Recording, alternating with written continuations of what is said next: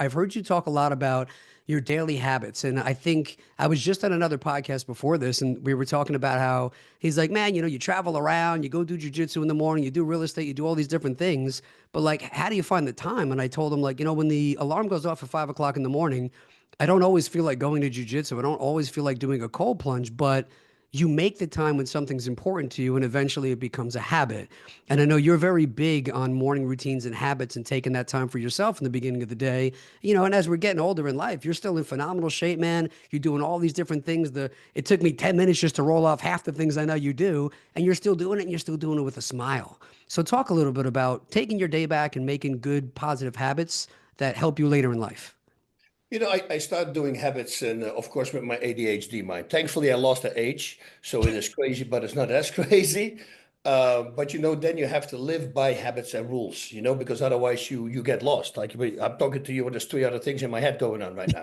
It's like a freaking crazy. So habits is important to me, and it's like you said, a lot of people, they don't have the time. Make the time. Wake up early. You wake up at 5 o'clock, and then you're gonna have you're gonna be just fine. But it's also how you live.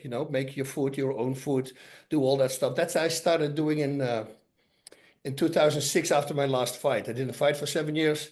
Then I fought one more fight. I thought my injuries were gone, so I got a nutritionist.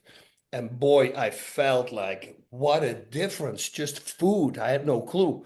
It was okay. I beat the guy in the first round, but all the injuries were back. I had to stop. But since that moment, I've been living like that. I've been, cutting down on the drinking and all that crazy stuff. I actually, out of the last fight, I got an OxyContin addiction out of that one because I was so pissed off with injuries.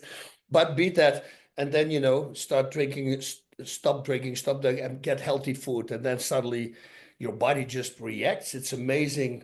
Now I can't stand it when people, just eat whatever they want to eat, and they're complaining.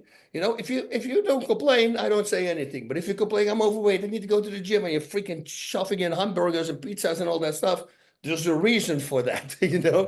So it's either or you fix that or you don't fix that. And I'm one of those guys who like to have habits, and I do it. And so it's like my morning routine. How many times you miss? Never. I do a rosary every day. How many times you miss? Never. My evening routines, how many? Never. Like I make a habit, and once I commit, I commit. And whatever it is, I stay with that. I always try to be true to my word. And once you live like that, your life becomes so much easier because you've been doing it for a while. You get used to it. Yes, it's hard in the beginning, but once the habit is developed, that it's easy sailing.